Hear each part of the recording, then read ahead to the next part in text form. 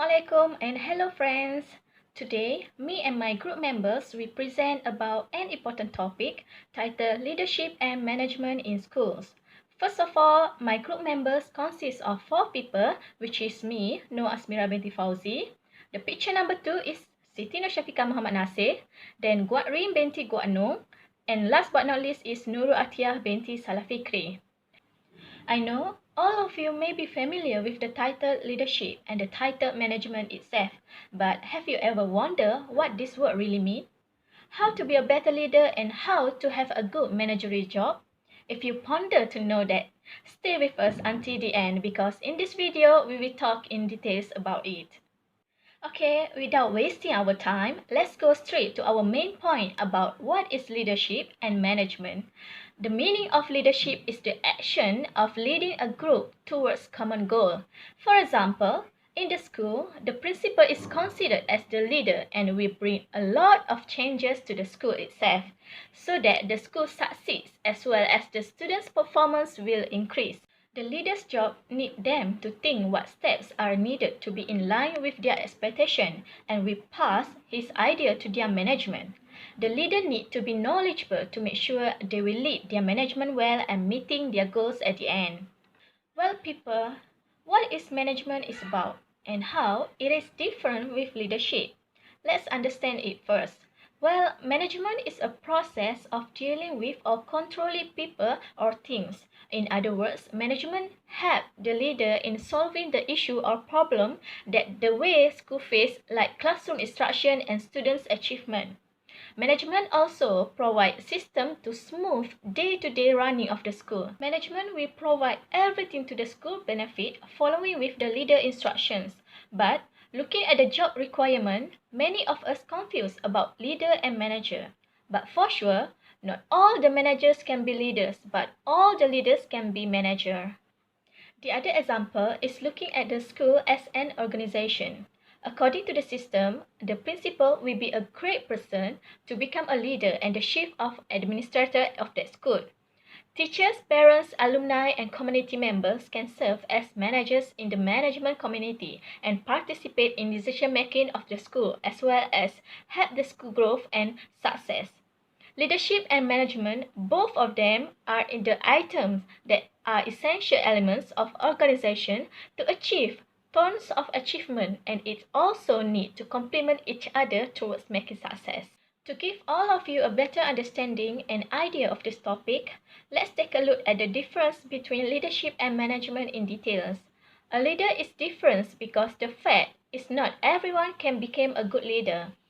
Many can become a leader, but a good leadership forms from people who is born naturally to be a leader or have inspiration to be a leader.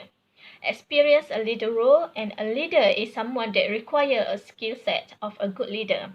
A leader must have a good responsibility attitude as well as high in personality appearance to charm people around them.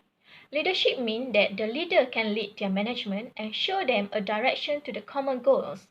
Leaders also need to have forward-thinking skills to predict what will happen and to produce new changes in an organization to make the organization always grow and succeed in future. Leadership skills include to make people be motivated as well as bring a good influence towards people. In fact, I would like to inform that leaders do not necessarily an authority position. They might be not in important position. In fact, they can be anyone, even a regular teacher also can be a leader as well as they are good enough and trustworthy. Let's move to the management and what makes management difference between the leadership. As I said above, a management is the process of dealing with or controlling people or things. In the school organization, they will do an administrative job like planning, organizing, controlling, directing, as well as they also help leaders in solving problems. This is very important thing to a management to determine success of an organization. The management, in other hands, difference between a leadership because they do not need to use their brain or their mind. They only follow their duties and instructions that being given as well as finishing job according to the dictate of the leader. If you want to be a successful and well-known leader, you need to have a good leadership criteria. Let's understand a little bit about criteria that you need to become a good leader. First thing first, you need to have a strong vibe and always be confident in meeting people. In doing that, it will show your power and credibility to inspire people more. Next, you need to be a visionary leader. Leaders who have visionary considered as excellent leader because they can think and plan the future with original ideas. Then, a leader also needs to be a dedicated and show a good example to charm others. Provide support in school organization also the main job as a leader. They need to be creative and innovative in order to make things right as well as having a good decision making to settle down the problems.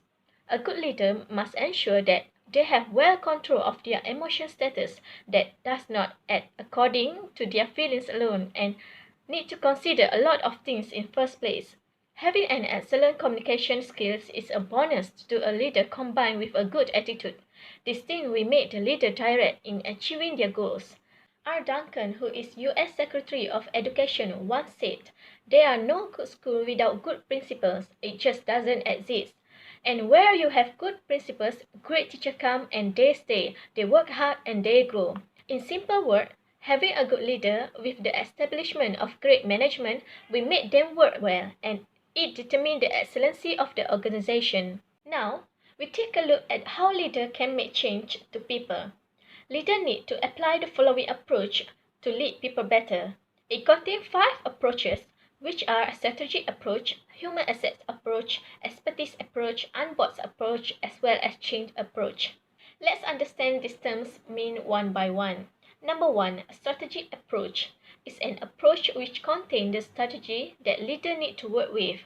Leaders need to make sure that they are in the right track in their planning or the things that need to be done. They will plan, they will strategize according to the particular task. Human asset approach is number 2. It's the people or employee of the organization. And a leader need to be believe and focus on their people because leaders believe that without their management people, so the organization cannot grow well. Number 3, expertise approach. A leader need to have expertise in their area and make sure that knowledge and skills be used properly. Also need to make sure that he is always be expert in the area to promote it to their people. Number 4, on-board approach. A leader need to think out of the box. What I mean is leaders are not always follow the same way doing particular tasks as well as they always improve to another way to change better. Number 5, change approach. A leader who have this approach is not a fixated leader. They are flexible and adaptable towards people. This leader also have an open-minded mind and they will always wanted to change to the something new and better to make the organization success well. A quote from John C. Maxwell said, "A leader is one who knows the way, goes the way, and shows the way." In other words, the successful organization like excellent school is led by an excellent leader that show their goals and together with the school management to achieve the goals. Next, I will pass to Guat Rin to continue with her important point in leadership and management in school. Thank you to Asmiera with her excellent detail and hope all of you have a basic concept of the topic. My name is Guat Rin and now we move to the important topic which is types of leadership. Here I state 3 types of leadership which are instructional leadership, transactional leadership and transformational leadership. First of all is instructional leadership. Instructional leadership is generally defined as the management of curriculum and instruction by a school principal. According to the Voice 1984, instructional leadership is action that school leader takes or delegates to others to promote growth in student learning. Instructional leadership skills are the trait posed by effective educational leaders to inspire action and optimism. These leaders set an example for others by treating pupils fairly and making an impression with their honesty and integrity. Effective leaders are supportive of those around them and provide inspiration to achieve individual and collective goals. They use their excellent communication skill to gather feedback, ask for idea, and make informed decisions regarding the process of the educational institution they run. Based on LECTURER'S 2002, the principal must possess certain skills to carry out the tasks of an instructional leader, such as interpersonal skill, planning skill, instructional observation skill, and research and evaluation skills. Here are 4 skills that needed by instructional leader. First is interpersonal skill.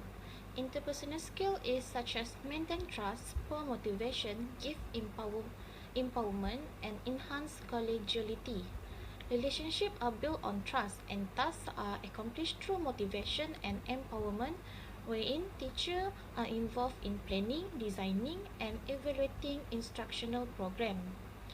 Collegiality promotes sharing, cooperation, and collaboration, in which both the principal and teacher talk about teaching and learning. The second is planning skill. Planning begins with clear identification of goals or vision to work toward, as well as to induce commitment and enthusiasm. The next step is to assess what change need to occur and which may be accomplished by asking the people involved, reading documents, and observing what is going on within a school. The third one is instructional observation skill. The aim of instructional observation is to provide teacher with feedback to consider and reflect upon. Not only can effective instructional leader help guide classroom instruction through supervision, they can also play a primary role in bettering it. The last one is research and evaluation skills are needed to critically question the success of instructional program, and one of the most useful of this skill is action research. Through research and program evaluation, effective instructional leader can be armed with a plethora of information to make informed decisions about increasing learning at their school. Next is transactional leadership. Transactional leadership is also known as managerial leadership. Transactional leadership involves motivating and directing followers primarily through appealing to their own self-interest. These types of leadership is focused on the basic management process of controlling, organizing, and short-term planning. This type of leadership is effective in crisis and emergency situations, as well as for projects that need to be carried out in a specific way. The power of transactional leaders comes from their formal authority and responsibility in the organization. The main goal of the follower is to obey the instruction of the leader. The leader believes in motivating through a system of reward and punishment. If a subordinate does what it is desired, a reward will follow. And if he does not go as per the wishes of the leader, a punishment will follow. Here, the exchange between leader and follower takes place to achieve routine performance goals. The first one is contingent reward. Transactional leader link the goal to reward, clarify expectation, provide necessary resources, set mutual agreement upon goals, and provide various kind of reward for successful performance. Next is active management by exception.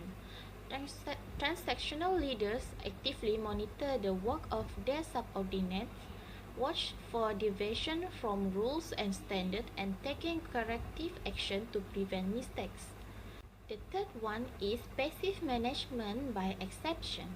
Transactional leaders intervene only when standards are not met or when the performance is not as per the expectation. They may even use punishment as a response to unacceptable performance. The last one is laissez-faire. The leader provides an environment where the subordinate get many opportunities to make decisions, but at the end, the leader himself abdicates responsibility and avoid making decisions, and therefore the group often lack direction. This leadership style do not make an effort to enhance follower creativity and generation of new ideas. The transactional leader tend to be highly directive and action-oriented, and their relationship with the followers tend to be transitory and not based on emotional bond. The only transaction between the leader and the follower is the money which the follower receives for their compliance and effort. Last type of leadership is transformational leadership. Transformational leadership is a style of leadership in which leaders encourage, inspire, and motivate employees to create change that overall help to grow and shape the future success of a company. This style trains staff members to take authority over decisions within their assigned job. This leadership style allows employees to be more creative, plan for future success, and discover new solutions for problems that arise within their duty. According to Bernard M. Best, 1980, he noted that the transformational leader model inspires followers to reach a higher level on the consciousness toward the company's goal, rise above their self-interest for the organization, and approach a higher level of needs. Best suggests that transformational leadership involves 4 different elements, known as the 4 I's. The first I is intellectual stimulation. Transformational leaders not only challenge the status quo, they also encourage creativity among followers. The leader encourage followers to explore new ways of doing things and new opportunities to learn. The second I is individualized consideration.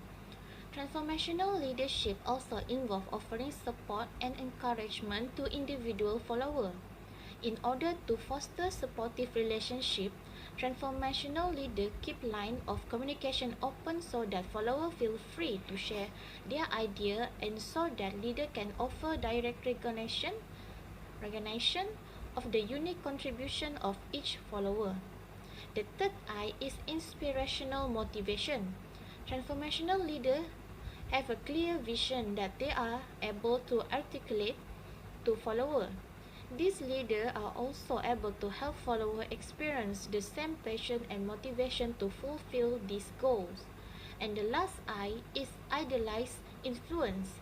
The transformational leaders serve as a role model for followers. Because followers trust and respect the leader, they emulate this individual and internalize his or her ideals. As a conclusion for my subtopic, leadership is both a research area and a practical skill encompassing the ability of an individual, group, or organization to lead, influence, or guide other individual, team, or entire organization. Whatever the type of the leadership are, it is depend on the goal situation and what approach you want to take. That's all from me. Thank you. Siti Nur Shafiqah will continue with another interesting topic. Okay. Hello and Assalamualaikum. I'm Shafiqah and now I will talk about the issue or challenge that faced by the novice teachers. We often hear their complaints and sometimes so they post and share in any social media platforms about their problem and issue in the new school. Before we proceed to the issue, let us know about what is novice and novice teachers. First, novice. What is it? Did you get familiar with the word novice? Noob? The one that you always call your friends? Hey noob. That word is for bahasa pasar. Remember that? Now, back to word novice. Novice is a person new to and inexperienced in a job or situation. So, novice teacher? Novice teacher are in their first year of teaching with little or no prior teaching experience. No experience, all is new. Okay, every novice teacher will be assigned a mentor to guide them. And even the new lecturer have a mentor to write. And novice will meet weekly with their mentor regarding lesson plan, management, instruction, and so on. They schedule their teaching for their mentor to observe and give confidential feedback for them. Okay, let's move on. Okay, not so fast, don't rush. Before that, let's take a look at the difference between a novice teacher and an expert teacher. Okay, first, in terms of planning, expert teacher constantly connect curriculum with their goals. Okay, novice tended to focus on short-term planning, while the expert were found to plan a long-term and work cognizance of the relationship between daily objective and the overall curriculum. And for the novice teacher, they just want to focus more for their upcoming class. They just like, oh, I need to make sure that my student understand what I'm going to teach today. They just focus for that one day class. Okay. Second, expert teacher teach with their gut and trust their teacher voice. Hey you, and you. Novice were found to mentally script each section of their lesson. Okay, I know you understand what I mean here, right? Okay, stop pretending that you never do a script for your upcoming class when you practical. Even in your presentation, you do a script. That's right. And for example, a night before you go to school or your class, you already wrote a whole script for the tomorrow class.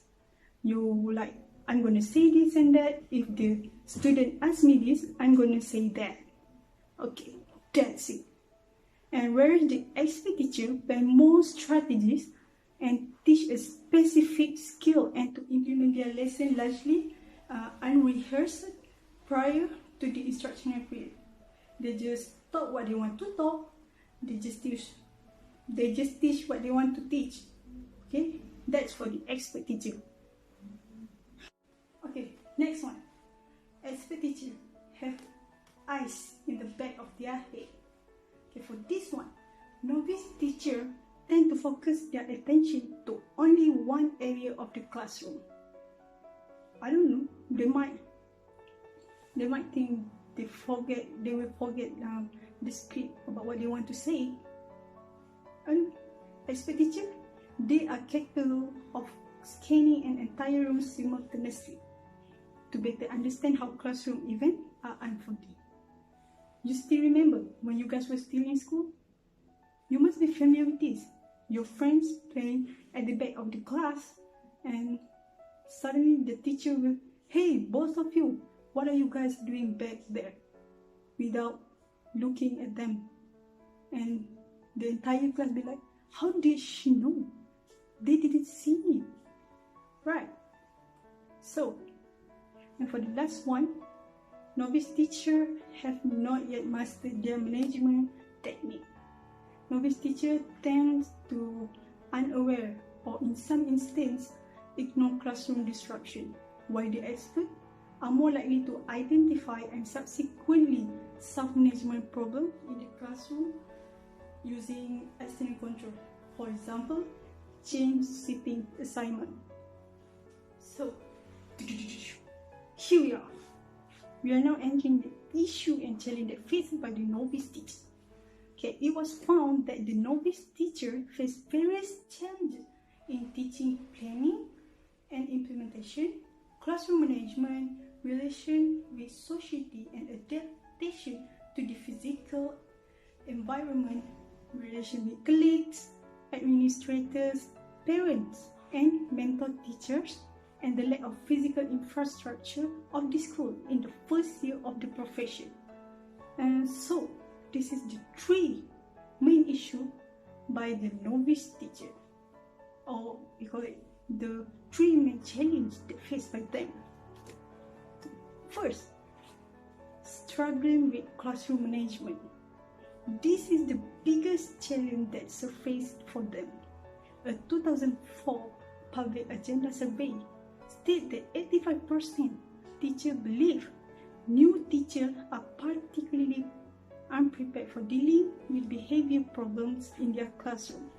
Sometimes that one student will give significant impact on the teacher interaction with the remainder of the class. They struggle to adapt their student, no? So, when talking about this challenge, I remember one of my friends, when she practical, plus one student, what can I say? It's not problematic student, but she just unbehaved, And because of that one student, she marked the whole class. She didn't like the class. This is when she was in the practical.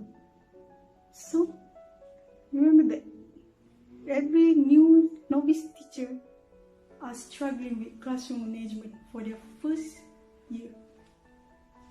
Okay? For the second one, burdened by curricular freedom.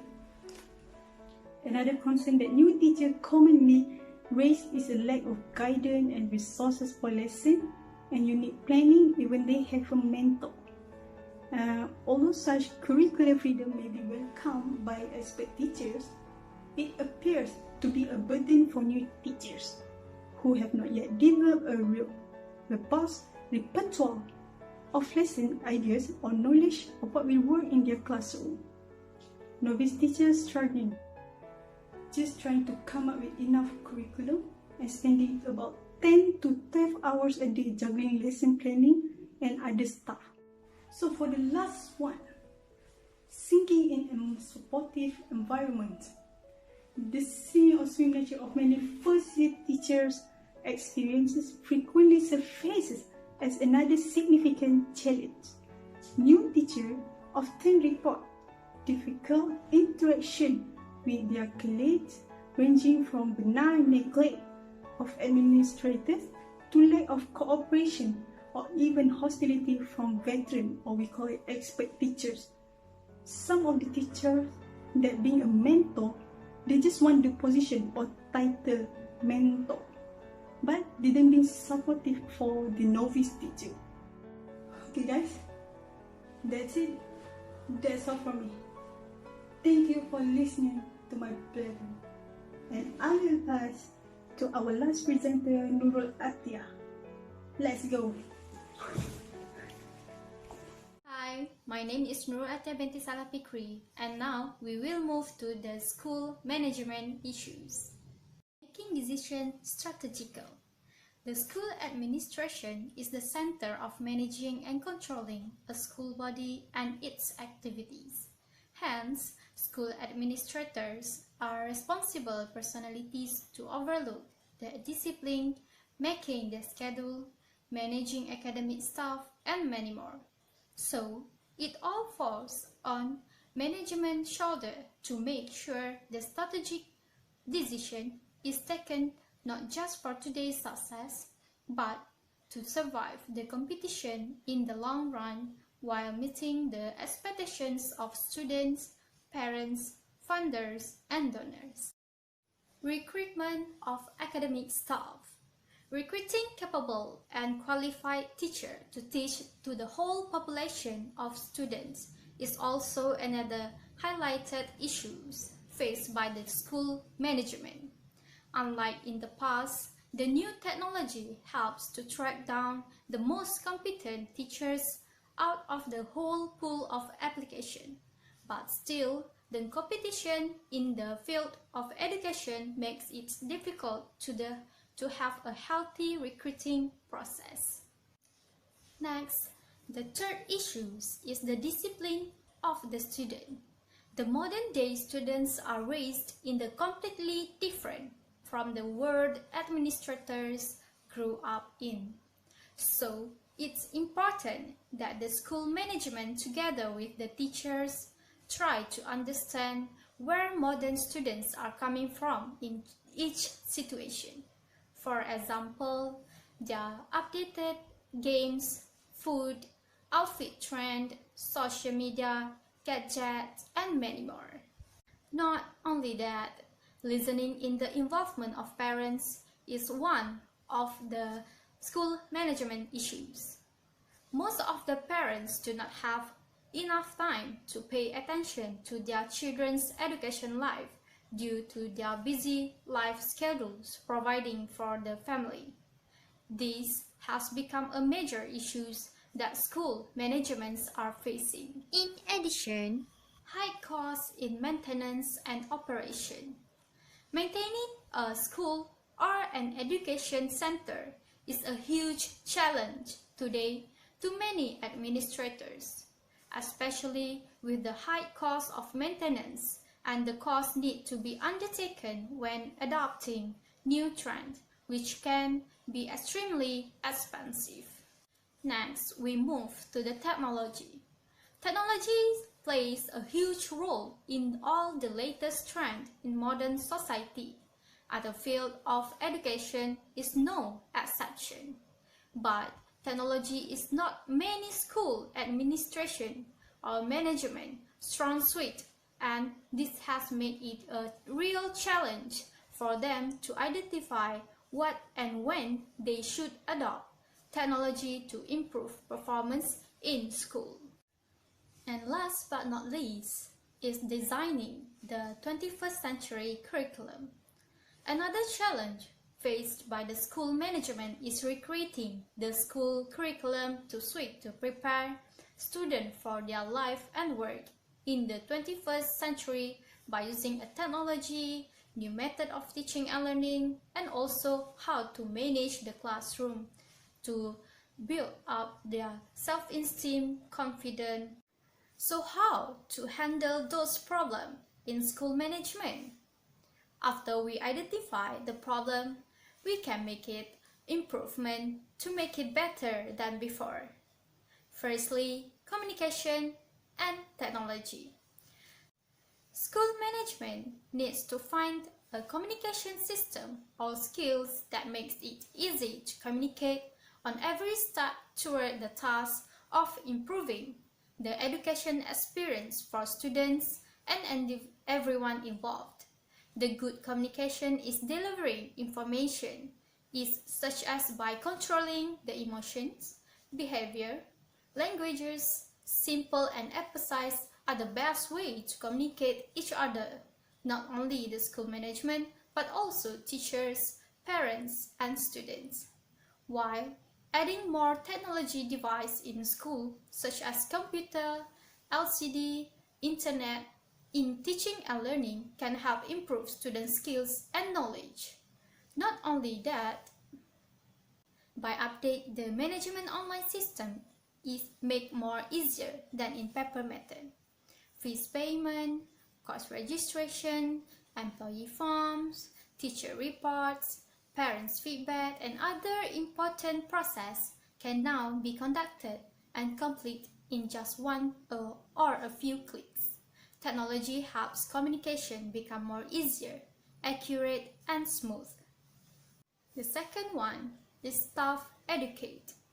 Here, it can describe that the management can give their staff opportunity to learn something new by attending some courses that held by private or management sector. From that, it helped them self-educate in gaining a new skill and experience to be better in managing and solving the issues in the school. Next is monitoring students.